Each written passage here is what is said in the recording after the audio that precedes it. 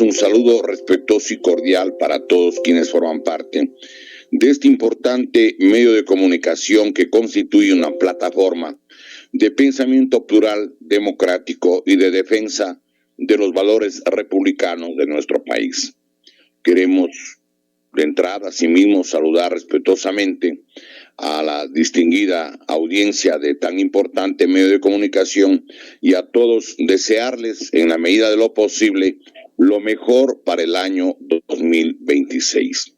Agradecemos al señor director porque, gracias a su mentalidad plural, permite que entre las distintas corrientes de opinión y de expresión en el Ecuador, también esté presente el colectivo Ecuador Libre y Eterno. Queremos saludar en forma respetuosa, asimismo junto al señor director, a quien agradecemos, al personal técnico y administrativo de la emisora. Agradecer a las personas que se reportan desde fuera del Ecuador cuando el Internet lo permite para que se difunda estas ideas, estos pensamientos, estos razonamientos y sugerencias a través de esta plataforma de carácter democrático y plural. Quisiéramos agradecer a las personas que se reportan desde México, Estados Unidos y Canadá, asimismo de España, de Italia, de Alemania, algunos de Francia y también de Australia. Agradecemos sus reportes y agradecemos a las personas que permiten que esta programación se difunda a través de altavoces en provincias como Sucumbíos, como la provincia de Morona, Santiago y Zamora, Chinchipe. Quisiéramos asimismo agradecer la colaboración permanente de los compañeros de Raúl, de Clever, de Paco, de Julio, y recordar como siempre la contribución durante décadas del compañero José Zambrano y del compañero César López, que se anticiparon justamente luego de una jornada de defensa de los intereses patrióticos y nacionales de nuestro país. Quisiéramos agradecer a las personas que nos ayudan a difundir a través de otros medios la programación, como el caso de la compañera Irlanda Chávez en la provincia de Bolívar, el compañero Pablo Tufiño en la provincia de Pichincha, entre otras personas. Saludando de manera fraternal, respetuosa, como corresponde siempre, a los hermanos de Guayaquil, del Guayas, del Litoral y del Ecuador entero. Saludos a todos nuestros hermanos ecuatorianos que forman parte lo que hemos llamado el Ecuador ausente, ausente en términos simplemente materiales porque no están aquí en el Ecuador, pero su corazón sabemos que está latiendo y vibrando junto a lo que significa la suerte del pueblo ecuatoriano. Sería bueno referirnos a algunos aspectos en esta programación, pero me parece que el tema más importante que debería abordarse en América Latina estos días es justamente el que se refiere a al secuestro o a la llevada del presidente de Venezuela hacia los Estados Unidos. Creemos nosotros que en América Latina ha habido todo un proceso, un periodo en el cual es necesario señalar algunas personas han tratado de desnaturalizar y de desvirtuar lo que es la auténtica causa del pueblo o de los pueblos de América Latina. Se ha hablado de un progresismo que ha ido vaciando a los contenidos históricos de la izquierda. Se ha ido intentando desarmar política, ideológica e incluso moralmente a los sectores organizados del pueblo ecuatoriano y en cuanto a sus objetivos en lo que tiene que ver con la conquista del poder para determinadas tareas de bienestar colectivo. Se ha pretendido edulcorar, revertir, disfrazar, si cabe, ¿sí?, para convertir a una corriente histórica del pueblo en una especie de caricatura inofensiva, incapaz de cuestionar de raíz las estructuras que sostienen el sistema de dominación que ejercen en los pueblos de la América Latina.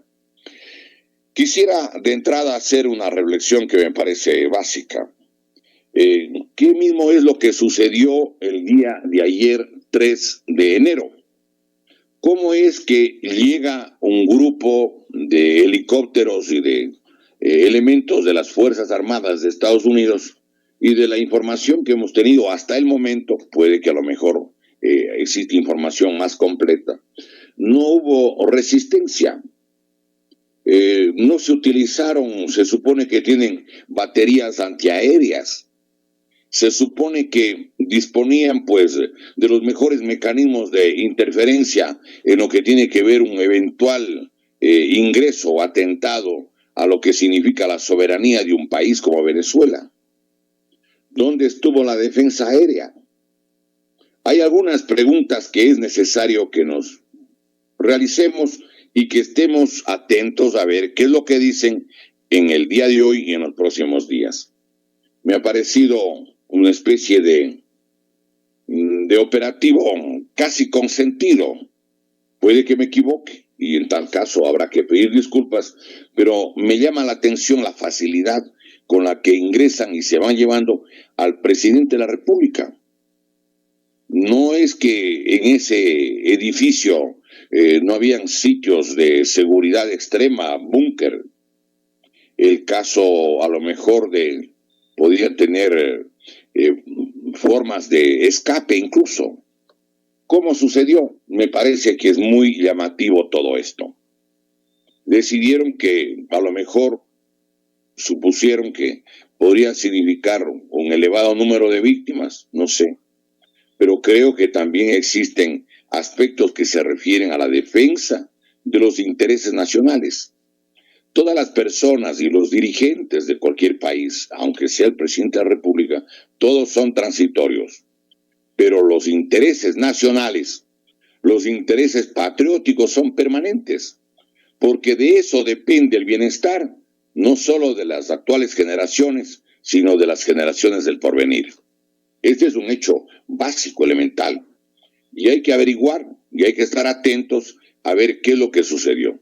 Pero independientemente de lo que hubiese sucedido, el hecho de que un mandatario o una persona se crea con el deber, con la capacidad de decidir sobre el destino de los países y pueda entrometerse en América Latina, me parece algo absolutamente condenable. Cuando tomó el poder y habló el presidente Donald Trump justamente de que querían hacer el Estado 51 a Canadá, que querían tomar Groenlandia, que es una isla de Dinamarca, que es un país de la OTAN. Hablaron de recuperar Panamá y otras cosas que realmente llamaron a la reflexión. ¿El señor está mal informado o qué es lo que se está obviamente planteando? Porque es la palabra de quien se supone resulta un mandatario de uno de los países más importantes del planeta en términos de la economía y de su capacidad militar. Me parece además que con lo que ha sucedido, deberíamos nosotros analizar, reflexionar, comprender qué es lo que realmente se encuentra en el caso específico de nuestros países. ¿A dónde nos están llevando? ¿De qué manera lo están haciendo? Miren, habíamos en algún programa anterior, nos habíamos referido a las declaraciones que dio la general Laura Richardson en el año 2023. Ella era la jefa del Comando Sur de las Fuerzas Armadas de Estados Unidos, con base en Miami.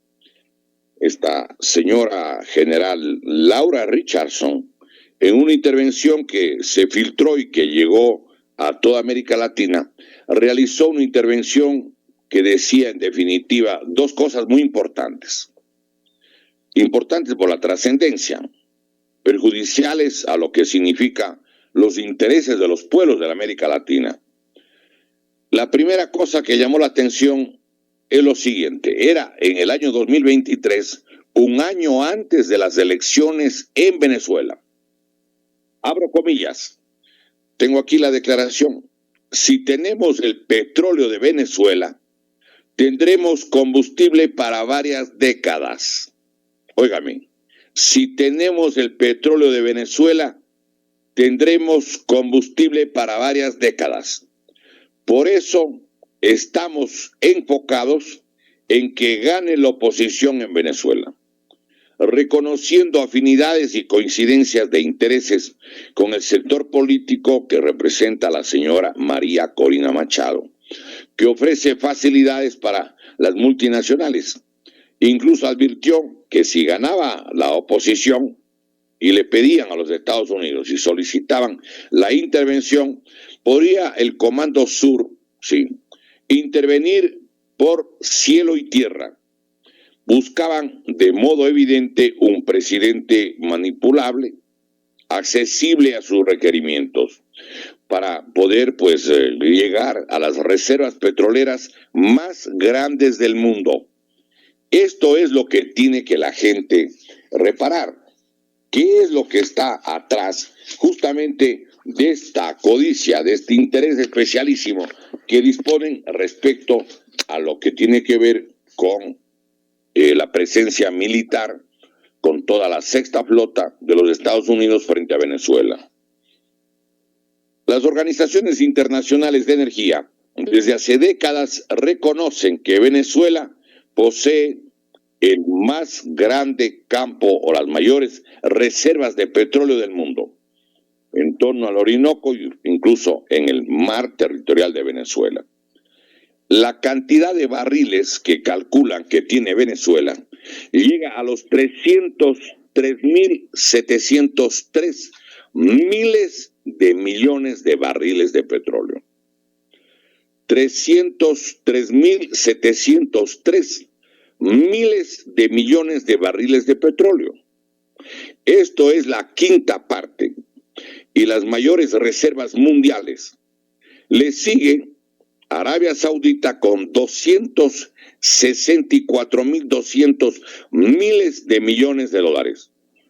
264.200 miles de millones de barriles. Es menos que Venezuela, que tiene 303.703 miles de millones de barriles de petróleo. Para tener un dato comparativo, Ecuador se calcula que dispondría de 175 millones de barriles. 175 millones. Estamos hablando en el caso de Venezuela y en el caso de Arabia, cantidades que son en miles de millones de barriles de petróleo. Ahora bien, estas colosales reservas de Venezuela explican el apetito y los verdaderos intereses agazapados tras el golpe de Estado contra Hugo Chávez en abril del 2002. Recuerden que dieron un golpe de Estado para sacarle a Hugo Chávez en el 2002. Estuvo durante 2-3 días retenido en la isla de Orchila, donde querían eliminarlo. Pero además, para que miren ustedes la importancia de Venezuela y más que lo que significa en términos de su representación política, su riqueza y sus recursos, quiero recordar que proclamaron, por ejemplo, un presidente fantasma, jamás elegido, y que se llama Juan Gerardo Antonio Guaidó Márquez. Juan Gerardo Antonio Guaidó Márquez. El presidente Guaidó, al que les reconocían los gobiernos de algunos países de América Latina y del mundo. Y además que tenía el auspicio del gobierno de Estados Unidos y de la OTAN. Miren, se quejan de la democracia venezolana, pero allá, de lo que se sabe, no matan a los candidatos presidenciales, como sí sucede en Ecuador, donde eliminaron a Fernando Villavicencio y no encuentran a los mayores responsables. Como era previsible, es una república donde impera la impunidad y siguen dirigiendo el país de manera ininterrumpida los sectores políticos contrarios a la oposición del candidato al que eliminaron. Pero no es esa la única riqueza que tiene Venezuela, no. Es preciso advertir que en este país dispone de inmensas reservas mineras en lo que se llama el Arco del Orinoco. Allí están de las mayores reservas de oro, plata, cobre, cadmio, litio y tierras raras del mundo. No es, sin embargo, la mayor cantidad, porque ya vamos a ver lo que dice la misma señora o la general Laura Richardson, refiriéndose a otros países de América Latina. Y claro, posee como país amazónico varias cuencas hidrográficas de las más importantes del mundo. Aparte que dispone, por ejemplo, de todo el enramado de ríos que hacen y que conforman y están en torno al río Orinoco y del río Huasnipe, aparte de cientos de ríos que van directamente al Amazonas, algunos de más de 1000 kilómetros de extensión. No olvidemos que América del Sur posee el 31% del agua dulce del planeta, motivo ineludible de las mayores guerras del futuro. Va a ser por el agua. Este elemento sería bueno referirnos en un programa a la riqueza hídrica, al agua de América del Sur, porque ahí están, claro, enormes reservas, no solo la Amazonía. Quiero recordar que el río Amazonas, que tiene un promedio de 48 kilómetros de ancho, en el delta, en la parte más ancha, tiene tal fuerza de que 260 kilómetros dentro del mar todavía existe el agua dulce que bota el río Amazonas todo el tiempo. Pero no solo hay en América del Sur, pues del Amazonas. Allí está el Mar del Plata, como llaman al Río de la Plata, donde está pues el río Guaraní, entre otros, y todo lo que significan los sectores hidrográficos de Paraguay, de la propia Bolivia, de Argentina, el caso no solamente del Orinoco, el del río Magdalena, de una cantidad de otros afluentes de toda América Latina y de América del Sur, sobre todo, donde hay una codicia especial. Pero existen además hechos que ocultan y que no lo dicen los medios de comunicación, porque los medios de comunicación son de propiedad de las cadenas informativas internacionales, de los mismos dueños de los que son accionistas del complejo industrial militar y las principales fábricas de armamento del mundo y de los Estados Unidos. Son fábricas privadas y son consorcios particulares. Miren ustedes, hay algo que la gente no tiene información, no le hace llegar los datos, pero que hay que remitirse porque es la verdad que siempre ocultan las cadenas informativas internacionales. Miren, el 6 de agosto del 2019, sí, 6 de agosto del 2019, el presidente Donald Trump, durante su primer periodo, ordenó, aquí tengo la frase de él entre comillas, el bloqueo económico y la prohibición de toda transferencia de los bienes e intereses de propiedad del gobierno de Venezuela que se encuentren en Estados Unidos o que se encuentren bajo el poder o control de cualquier persona o institución en los Estados Unidos. Le repito la frase de la orden del gobierno norteamericano del 6 de agosto del 2019 y que fue lo que agudizó precisamente la migración y la salida de mucha gente de Venezuela. Porque recuerden ustedes que la migración venezolana no había mientras estuvo en la presidencia el coronel Hugo Chávez y algunos años después en el gobierno del señor justamente Nicolás Maduro. Hay que recordar que llama la atención que en menos de una hora puedan desarticular aparentemente un gobierno que tiene su raíz en el año 1998, cuando ganan las elecciones de Hugo Chávez Frías. Después de 27 años de gobierno, ¿alguien puede creer que resulta tan fácil poder llevarse al mandatario de Venezuela? Bueno, hay cosas que hay que analizarlas, hay que recibir toda la información. No queremos hacer una afirmación rotunda, pero sí queremos invitar a la reflexión. ¿Cómo así no se defendieron? Alguna gente tenía miedo de morir, pero perdóneme, se supone que es una de las causas más nobles, incluso ofrendar la existencia por la patria de uno. Pero bueno, vamos a esperar a ver qué información fluye en los próximos días y en las próximas semanas. Ahora bien, la declaración del presidente Trump que ordena abro comillas, el bloqueo económico y la prohibición de toda transferencia de los bienes e intereses de propiedad del gobierno de Venezuela que se encuentren en Estados Unidos o que se encuentren bajo el poder o control de cualquier persona o institución en los Estados Unidos. Miren eso, ordena el bloqueo. Se coge la plata de otro país como lo hicieron con la Federación Rusa. Solamente ciertos bancos de Europa se quedaron con 250.000 millones de dólares o de euros. Miren, ¿de qué seguridad se habla cuando hablan de la seguridad jurídica? Mentira, todo es un cuento. El derecho internacional, por lo que estamos mirando, no existe. Cada país tiene que empezar a pensar cómo nos defendemos como nación, como pueblo.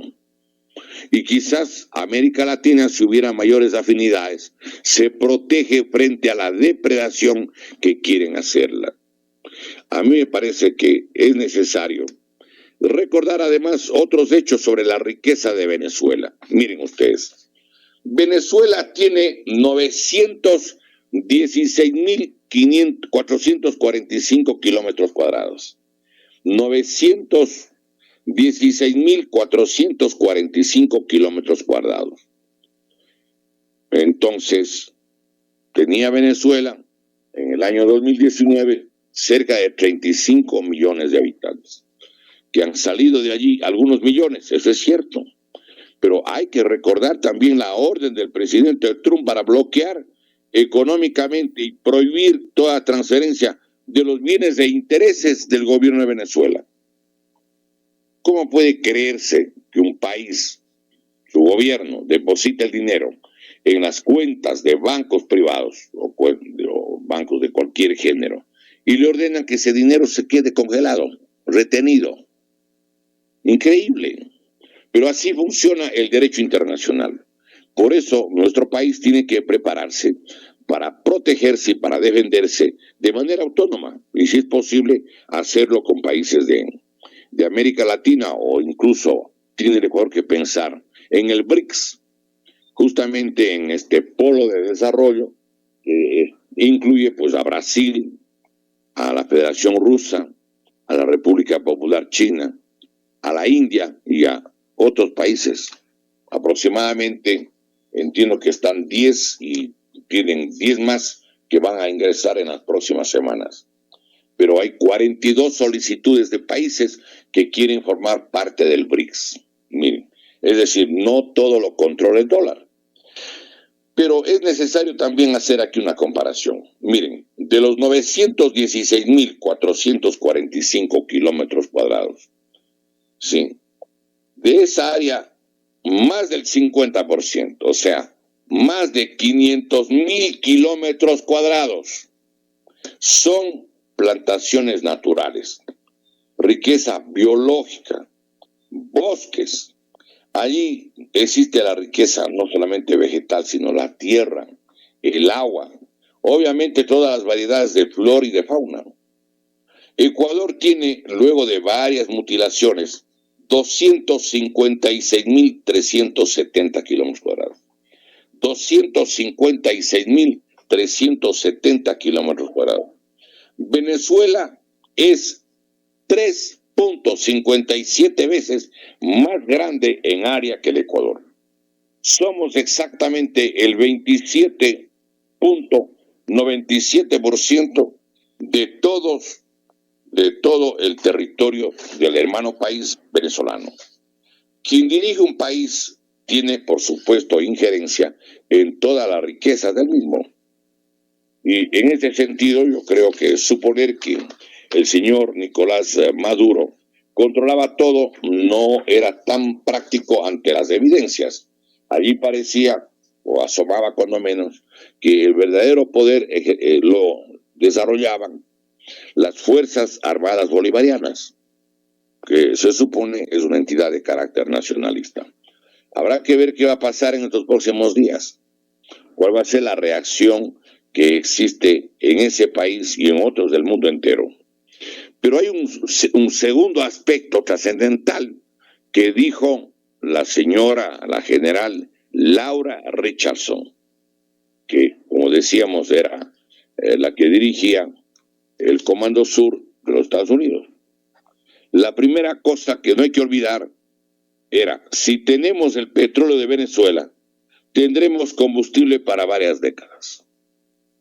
Claro, cuando toma el poder las Fuerzas Armadas norteamericanas, entrega la riqueza de los recursos a las multinacionales privadas norteamericanas.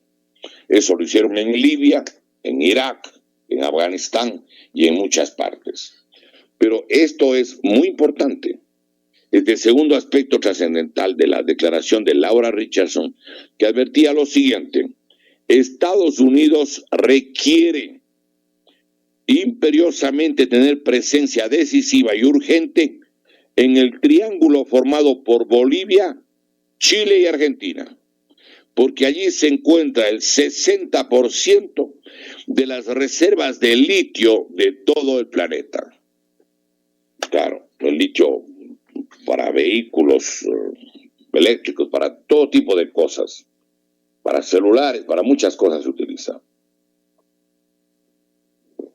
Pero miren, la declaración de la señora es muy clara, pero el conocimiento anticipado y la codicia para este propósito nos permite entender y explica el golpe de Estado de Bolivia, por ejemplo, del 12 de noviembre del 2019, cuando le sacaron a Evo Morales y colocaron como presidenta a la presentadora de televisión y también asambleísta de Bolivia, Yanine Áñez Chávez.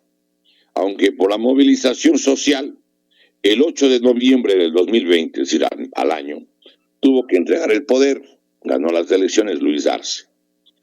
Pero aquí es necesario también agregar algo adicional. En la misma línea del control de los recursos naturales de los países, sacan presidentes como les da la gana.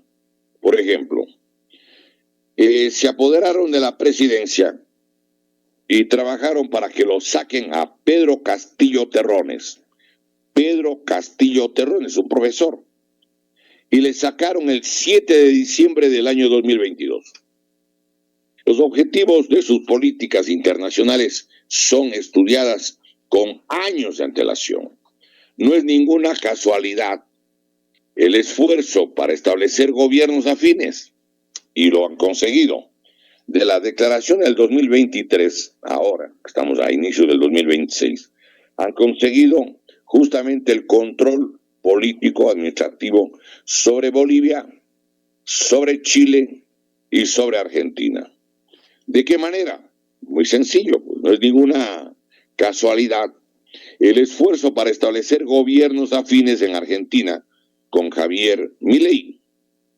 Tienen Bolivia con la presidencia de Rodrigo Paz, de la Democracia Cristiana.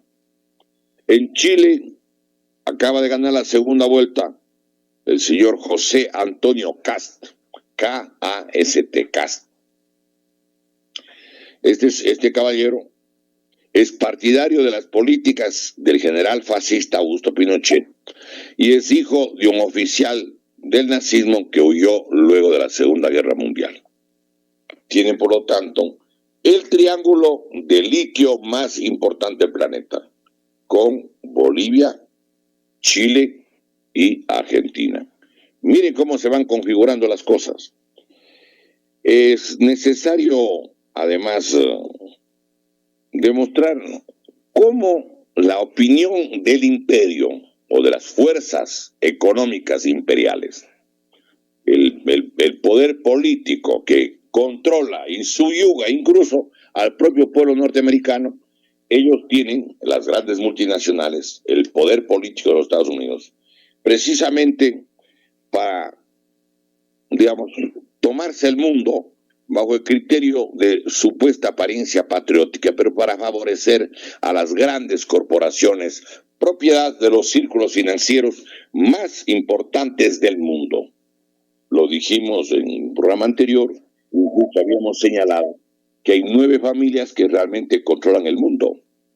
Los Rothschild de Inglaterra, que tienen presencia en Alemania e Israel, los Rockefeller en Estados Unidos e Israel, los Warburg en Alemania, los Morgan en Inglaterra, la familia Lazar en Francia, la familia de Moses Israel Steiff en Italia, de Kuhn Loeb en Alemania y Estados Unidos, la Lehman Brothers en Estados Unidos y la Goldman Sachs. Ellos son los grandes poderes económicos mundiales. Hay otros que son visibles, pero que están muy lejos de tener la fortuna de las familias más ricas del mundo y que han trabajado por siglos. Desde 1774, por ejemplo, está todo el grupo Rothschild. Y claro, hay gente que asoma como muy rico, como el caso de Bill Gates, como el caso de Warren Buffett o Carlos Slim Helou, pero ellos son, digamos, ricos de segundo o tercer orden, aunque tienen un poder inmenso. Pero es necesario reparar que ellos controlan el mundo porque tienen el manejo de la Reserva Federal de los Estados Unidos, que lo controlan desde el año 1913. Pero además tienen el control del Club Bilderberg, tienen el Concilio de Relaciones Internacionales, el CFR, tienen el Instituto Tavistock, solo para el control psicológico y mental, sobre todo a través de la televisión y las redes. Tienen el Club de Roma para el control natal, y para el manejo financiero tienen el Banco Mundial, el Fondo Monetario, y también tienen el respaldo de la CIA, el Pentágono, etc. Es decir, tienen un poder inmenso concentrado que desarrollan y actúan en los pueblos del mundo. Pero tienen sobre todo, y es necesario aquí analizar un aspecto que es muy importante. Miren ustedes, resulta que debemos tener presente, ¿sí?, que para el manejo ideológico y político de la población de América Latina, y diría también de África, de Asia y del mundo entero, los principales accionistas de las grandes cadenas de información mundial, las cadenas de información, lo son también de propiedad de quienes a la vez son accionistas de la industria bélica, del complejo industrial militar norteamericano. Por eso, aunque no haya guerra, creando conatos de conflicto hacen que los países gasten en armas y se armen. Claro. Compra 8,000 millones de dólares en armas Arabia Saudita, por ejemplo. No sé para qué compre tanta cantidad de armas. Pero recordemos cuáles son las principales fábricas de armas. Y ahí vamos a encontrar a la Carlyle, L Carlyle, la Bechtel, la Lockheed Martin, la empresa Raytheon, la General Dynamics, la McDonnell Douglas, la Boeing, la Northrop Grumman, entre otras. Ellos son los dueños del complejo industrial militar. Son los que controlan, monopolizan una de las más grandes fortunas del planeta todo el tiempo porque les financian o les dan justamente, digamos, del tesoro norteamericano, del dinero de los contribuyentes de los Estados Unidos, le dan el dinero para que ellos desarrollen la industria bélica. Y ellos son uno de los núcleos de mayor poder en el mundo. Pero tiene también propiedad y acciones en las matrices de la información, no solamente en las cadenas de información más poderosas de Estados Unidos, de Europa y de otras partes, pero por ejemplo tienen presencia reconocida en el sistema Fox, F-O-X, zorro significa en inglés, Fox, en la CNN, tienen presencia en la NBC, en la ABC, en la CBS, tienen presencia y acciones en el New York Times, en el Washington Post, en el Wall Street Journal, la revista Newsweek, entre otros muchos medios de comunicación que tienen sus ideas, sus propósitos y la argumentación para que la gente piense lo que quiere justamente el imperio, que tengan una especie de respaldo ideológico, político en los pueblos del mundo. Es por lo tanto importante recordar esto. Los mismos dueños de la industria bélica a nivel mundial son los dueños de todo lo que es el sistema informativo en el mundo. En este sentido, es necesario recordar cómo siempre han hecho campañas tremendas para convencer a la gente o para engañarle a la gente, si ustedes quieren. Miren, vamos a dar ejemplos concretos. En estos días han tratado de decir el gran narcotraficante es el señor Maduro de Venezuela, pero el propio periódico New York Times dice que el 65% de toda la droga que va a Estados Unidos sale desde América del Sur por el Océano Pacífico, refiriéndose de manera más directa a Ecuador, a Colombia y Perú, pero sobre todo al Ecuador, al que el New York Times se llama la autopista del narcotráfico. Miren ustedes, el New York Times. Entonces, si el 65% de la droga sale por el Océano Pacífico, ¿cómo es que están metidos en el Mar Caribe, donde se supone hay un porcentaje menor? Porque todo es un pretexto. El verdadero argumento que ellos quieren es los recursos naturales. Y van a trabajar en eso. Y para ello realizan todas las tareas que estamos mirando y que durante décadas han desarrollado en el mundo. Vamos a analizar un poco sobre esto. A ver, miren. Es necesario recordar, por ejemplo, cómo acaban el señor presidente de Estados Unidos, el señor Donald Trump, ¿sí?, que dice que lucha contra el narcotráfico.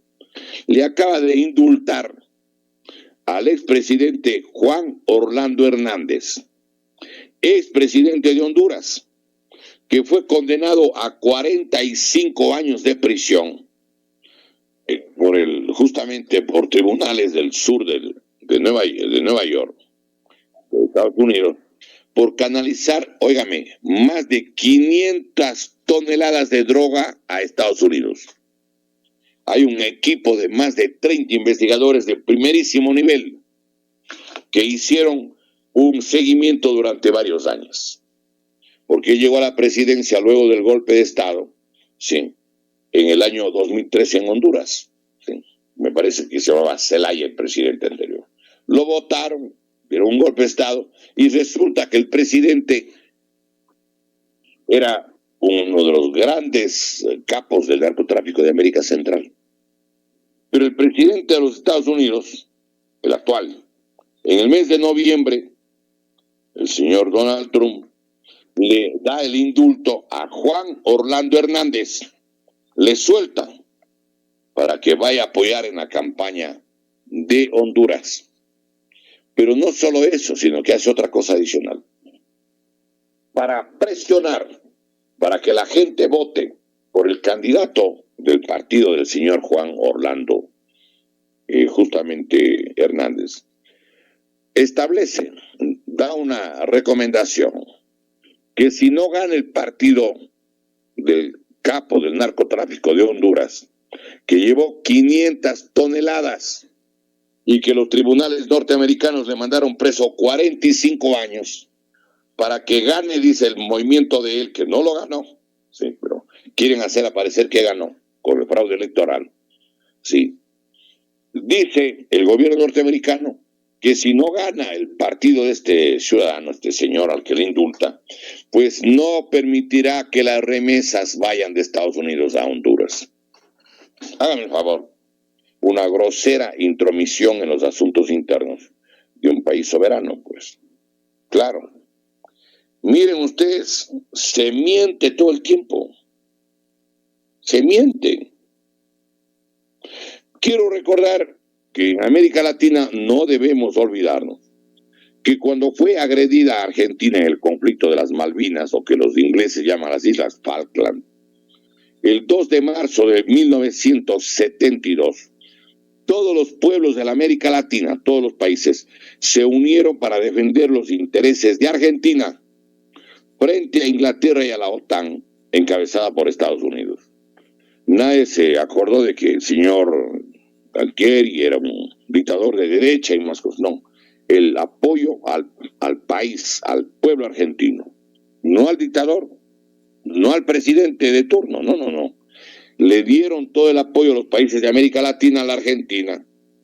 Y quiero recordar que habiendo el Tratado Internacional de Asistencia Recíproca, Estados Unidos no colaboró con Argentina porque son países miembros del TIAR. Colaboró con Inglaterra, con las fuerzas de la OTAN, sobre todo de Inglaterra.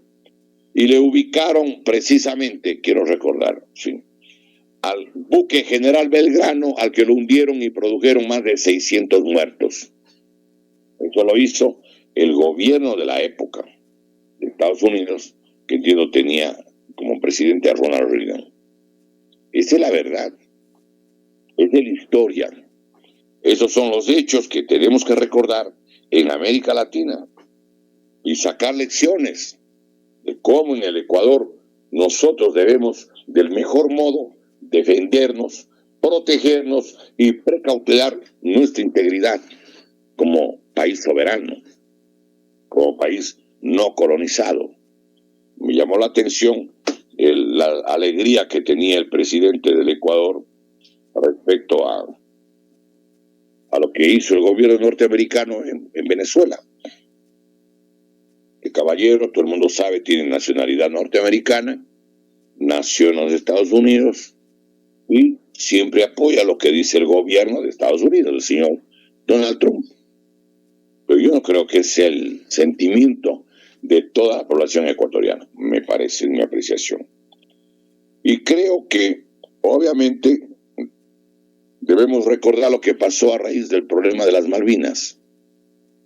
Cuando cayó preso en Inglaterra el general Pinochet, quiero recordar, por decisión de un juez español por la muerte de españoles miembros que es parte de la OTAN, la señora Margaret Thatcher fue a declarar y declaró de que deberían soltarle al general Pinochet porque él les colaboró en el conflicto de las Malvinas.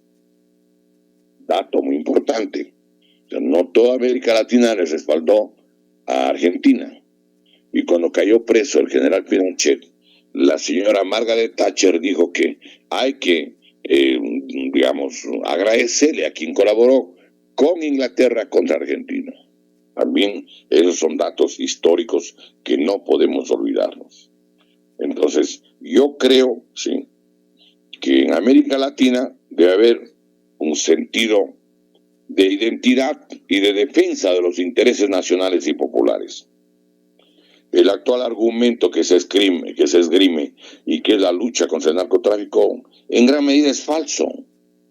Estados Unidos ha multiplicado por 4 el número de consumidores. Son 37 millones de consumidores. 37 millones de consumidores. Señores, si tienen 37 millones de consumidores, primero entonces controlen pues a la gente que ya no consuma tanto para que no haya demanda. En el mundo nadie hace tilingos porque nadie sabe para qué sirve, pero hacen cocaína porque hay mercado. A mayor demanda, mayor producción, pues. Entonces, los responsables de no controlar en Estados Unidos resulta que quieren aparecer como que ellos son los adalides de esta lucha. No, señores. Los informes son muy claros. La Universidad del Estado de Columbia, del Estado de Nueva York, en el año 2001 concluyó un trabajo que empezó en el año 2000 con un equipo de varias universidades, pero coordinada por la Universidad de Columbia, del Estado de Nueva York, y que lo coordinó James Petras, un intelectual de ascendencia griega, y con la documentación del Congreso de los Estados Unidos, del Senado sobre todo, llegaron a la conclusión, quiero recordar, sí, llegaron a la conclusión que la banca norteamericana tenía ganancias sobre los 600,000 millones de dólares. 600,000 millones. Y quiero recordar que en el caso de otra universidad que también hizo la investigación, y que es el Instituto Tecnológico de Massachusetts, el famoso ITM, hicieron una investigación parecida en el año 2001.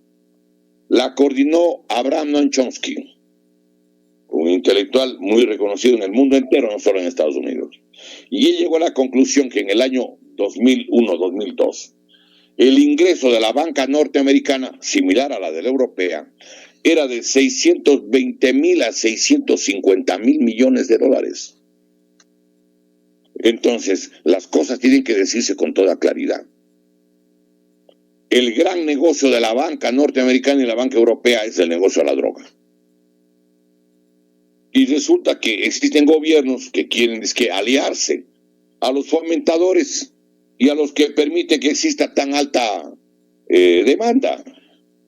Por favor, seamos lógicos.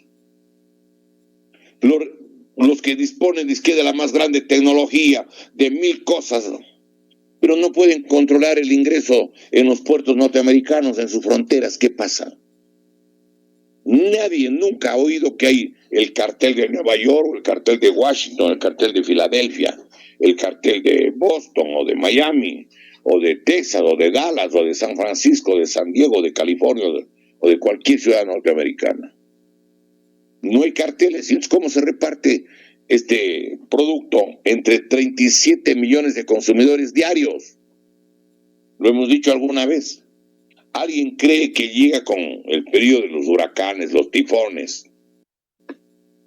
¿Alguien supone que a lo mejor cae como el maná celestial, como dicen en el libro de Éxodo? Como una especie de escarchas que tenía el alimento para la gente que estaba en la migración, recuerden ustedes, en el Éxodo, saliendo desde Egipto. Yo creo que es importante, por lo tanto, ser muy objetivos. Porque el pretexto de la lucha contra las drogas, en el fondo, es el argumento con el cual se meten en los países de América Latina, donde quieren apoderarse de todo lo que puedan. Hay que decirlo porque es de la realidad. Pero además, yo creo que valdría la pena recordar cómo se miente y se consiguen los objetivos con gobiernos afines a los Estados Unidos. El gobierno del señor Guillermo Lasso es el que le autorizó que pongan prácticamente una base en Galápagos. Firmó una especie de tratado de entendimiento con los Estados Unidos y él nunca ganó las elecciones, perdió en 22 de 24 provincias. Y el señor Daniel Noboa, hay que recordar, el caballero, estaba al último en las intenciones de voto en el mes de agosto del año 2023. Al último. Con el 0,2%. La quinta parte del 1%. El señor Bolívar Armijo estaba en el 2%. El señor Javier Herbas en el 3,5%. Yacu Pérez en el 4,5%. Y le pusieron al que estaba al último porque el Consejo Nacional Electoral, nombrado en el año 2018, fue auspiciado su mayoría por Correa y el Partido Social Cristiano. Y si alguien duda, por favor, le ruego que tome Diario Expreso de Guayaquil del día, hay que recordar, jueves 25 de octubre del 2018, página 4. Ahí está. Diario Expreso de Guayaquil del día jueves 25 de octubre del 2018.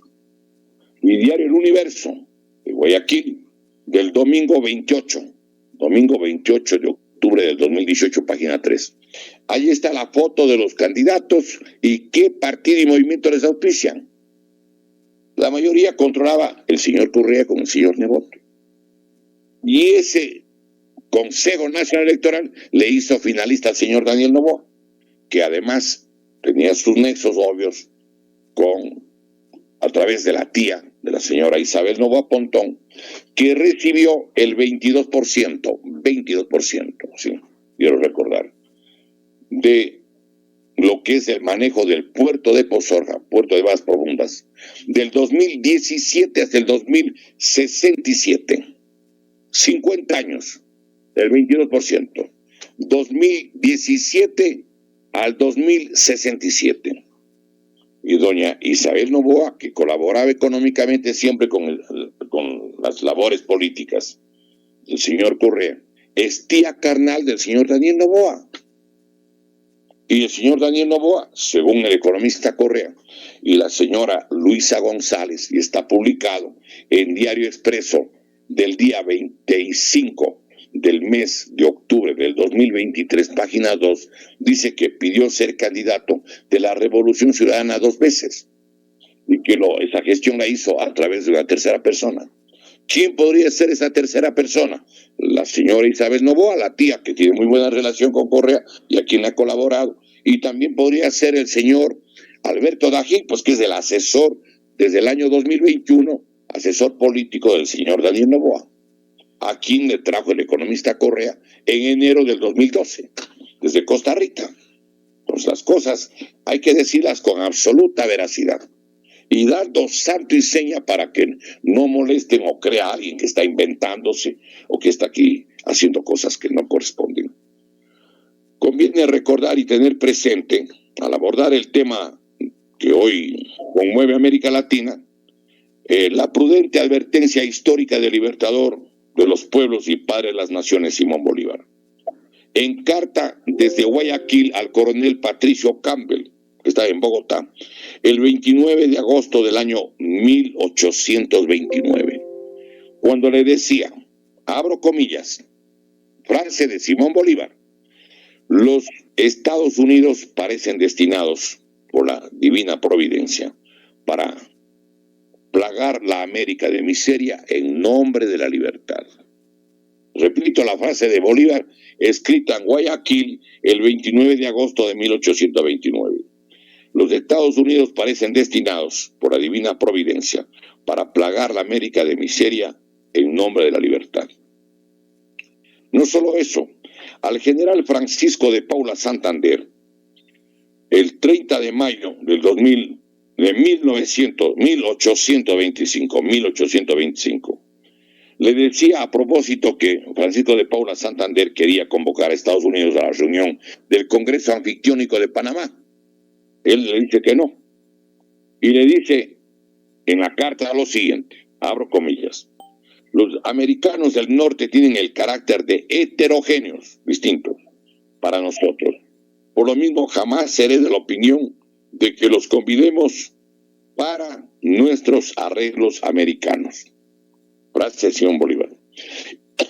Y le puso otra carta, el 13 de enero de 1826, está tomado de la correspondencia de Bolívar. 13 de junio de 1826. Y le dice a Francisco de Paula Santander, que insistían en invitar a los norteamericanos, abro comillas, yo recomiendo la mayor vigilancia sobre estos norteamericanos que frecuentan las costas, pues son capaces de vender a Colombia por $1. Dicho por Simón Bolívar. Pero yo creo que es importante también aquí hacer una relación fundamental de cómo hay dos maneras para llevarse la riqueza de un pueblo, de los países. La una, obviamente, es a través de la conquista militar, con el uso de las armas, como lo están haciendo en Venezuela. Y quiero recordar que se inventan muchas veces. Se inventaron que habían armas de destrucción masiva en Irak y lo llevaron a la horca, a Saddam Hussein, acuérdense. No habían las armas de destrucción masiva. Lo reconoció Blair, lo reconoció el servicio de inteligencia de Inglaterra y de los propios Estados Unidos. No habían las armas de destrucción masiva por las que invadieron Irak. 1,5 millones de muertos. Y en Afganistán igual. Recuerden ustedes que allí fue las denuncias que hizo Julián Assange de cómo mataban realmente por deporte a los pobres afganos. Yo creo que hay que separar el gobierno norteamericano del pueblo norteamericano, el pueblo de Abraham Lincoln, el pueblo de John Kennedy, el pueblo de tanta gente valiosa como Martin Luther King, Malcolm X y de tantísimos ciudadanos norteamericanos. Y yo creo que, sin embargo, hay que precisar cómo se manejan las cosas. Pero En América Latina han habido gobiernos que han defendido la soberanía y la riqueza de sus pueblos. Por ejemplo, Salvador Allende Gossens, presidente socialista de Chile, prefirió morirse a ceder. Sabía que lo podían matar y lo mataron. Recordemos al general Lázaro Cárdenas del Río, de México, del general Omar Torrijos Herrera de Panamá, del general Juan Velasco Alvarado del Perú, del coronel Jacobo Arbenz Guzmán de Guatemala. Estos patriotas nacionalizaron y recuperaron el patrimonio social de sus pueblos, porque allí está la garantía de vida, de autorrealización, de desarrollo, de bienestar colectivo. Allí está la garantía de financiar la educación y la salud de calidad para sus pueblos. Pero aquí en el Ecuador y en América Latina, y hay que decirlo, han llegado gobiernos que se han disfrazado dizque de izquierdistas, mentira, y que son dizque progresistas. Pero ¿qué es lo que han hecho? Pues yo creo que es necesario, sí, recordar que esta segunda vía, la de llegar al poder, incluso con fraude electoral, para entregar mediante leyes la riqueza de los pueblos. Hay dos maneras de entregar la riqueza. No entregarla. Una es un asalto, como hicieron con Libia, un país de 6 millones de habitantes, o lo que hicieron en Irak, o lo que hicieron, por ejemplo, en Afganistán. Pero es importante reflexionar de cómo, por ejemplo, aquí en el Ecuador, se disfrazaron de izquierdistas y de progresistas y entregaron, porque es la segunda vía, con leyes la riqueza del país. Sí, señores. ¿Alguien tiene dudas? Cuestión de repasar. El petróleo ecuatoriano en el lapso 2007-2017 que duró el gobierno, pero sobre todo a raíz del 2010 y 2011, entregaron reservas petroleras, por ejemplo, a Petrochina o China National Petroleum Company Corporation, Petrooriente o Petrooriental, del mismo origen de la República Popular China, Andes Petroleum de la República Popular China, la China Petrochemical Corporation, Sinopec a la China, la Changqing Drilling Engineering Company Limited de la China, a la Repsol de España, a la Agip Oil de Italia. Y los campos, como Spingo, Tipudine y Tambocoche, entregaron a manos de la compañía Sinopec. Está publicado en la revista Vistazo, número 1178, del 23 de septiembre del 2016, en la página 46. La entrega del oro, la plata y el cobre.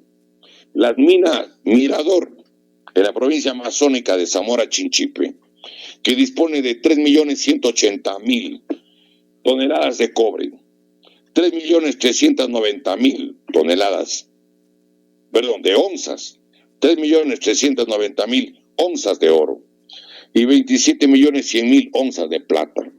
Sí, eso entregó el gobierno que dijo que era progresista de la Revolución Ciudadana, del socialismo del siglo XXI. Y entiendo que era asesor del señor Maduro. Informaron, claro, y le entregaron a la China Ruelos Construction y a la Tonglin Non-Ferrous Metals Group Holding. Recuerde que entregaron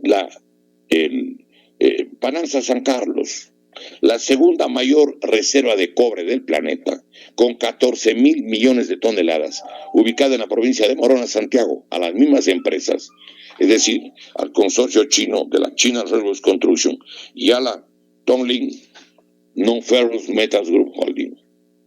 Entregaron, recuerden ustedes, la mina Cascabel en Alpala, de Imbabura, que tiene, recordemos, en oro 26 millones de onzas. Es la más grande concentración subterránea de plata. ¿Sí? Y tienen cobre 10.900.000 toneladas. La mina Fruta del Norte, de Zamora Chinchipe, entregaron, recuerden ustedes, esta mina es de tal rentabilidad que la propia compañía, la Luding Gold, dicen que pueden obtener 10 gramos de oro por tonelada de material removido. 10 veces más rentable que en cualquier parte del mundo haría rentable una explotación. Lo entregó el gobierno del economista Correa. Claro, con el señor Glass firmaron. Está eso. Hay las fotos, hay los recortes. Miren, en la provincia de La Suay, entregaron Quinzacocha, Río Blanco, Gavi, y la gente en Cuenca y en el Azuay pelea porque sabe que la contaminación del agua se hace con arsénico, con cadmio y otros productos que no puede la gente tomar, pues. Y existen valles que quedaron vaciados de gente porque la contaminación impide vivir luego que los desalojaron. Sí, como en Tundaime, en Zamora Chinchipe, y en Nanquins, en la provincia de Morona, Santiago. Entregaron los puertos, telefonía celular y otras cosas más. Queremos agradecer al señor director del importante medio de comunicación por habernos permitido hacer algunas reflexiones sobre la realidad de América Latina, sin utilizar un solo adjetivo, sin insultar, sin agraviar, sin faltar a la verdad, y dando las fuentes y sustentos justamente de lo que es el soporte de la información del colectivo Ecuador Libre y Eterno, que aspiramos desarrollarlo hasta ser un movimiento patriótico, Ecuador Libre y Eterno, que defienda los intereses nacionales y los intereses populares sobre todas las cosas. En este sentido, agradecemos al señor director, agradecemos al personal de la radio, agradecemos a la audiencia y nos despedimos como siempre recordando que la patria ni se vende ni se rinde, que la patria con el alma se defiende y que la patria tiene quien la ama y quien la defenderá. Continuaremos en el análisis de la realidad de América Latina y de nuestra patria, el Ecuador Sagrado, en el próximo programa, Dios mediante, la próxima semana. Tengan el mejor año posible todas las familias ecuatorianas y Dios bendiga a nuestro país y a todos los compatriotas. Muchísimas gracias, muy buenos días.